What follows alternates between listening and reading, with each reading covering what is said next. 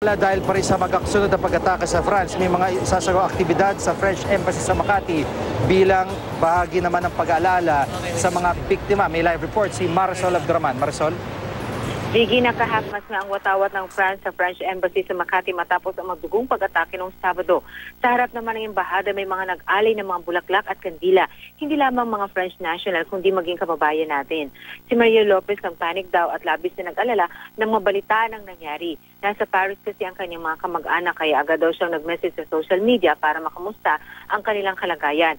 Nakahinga na raw siya ng maluwag nang malamang ligtas na sila doon. Sa ngayon daw, Gigi, ayon daw sa kanyang mga kamag-anak, nananatili lamang daw sila sa bahay at sumusunod daw ito sa utos ng mga otoridad doon. Any moment from now, Gigi ay magsasagawa ng vigil, moment of silence, magkakaroon ng flower offering, candle lighting, at meron ding book of condolences ang mga French community dito sa Manila na dadalhan mismo ng French ambassador na inaasahang magbibigay ng kanyang mensahe. Gigi?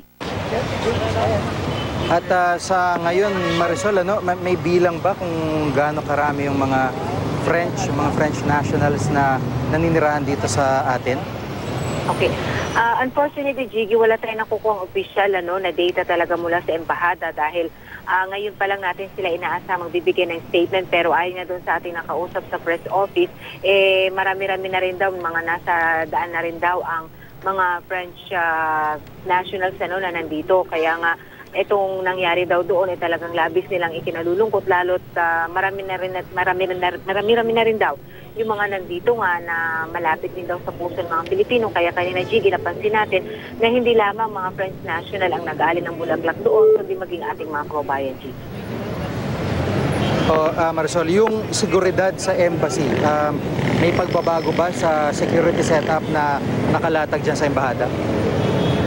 Gigi, hindi naman natin actually person nakapunta doon, and we have noticed naman na ganun pa rin ang security doon sa gusali, kung saan naroon ang embahada.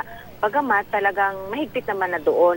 Kinakailangan kasi na meron munang kausap sa loob, may appointment ka at meron talagang point person bago ka makapasok. So, hindi rin naman agad-agad napapayagan ang sino lang na makapasok doon.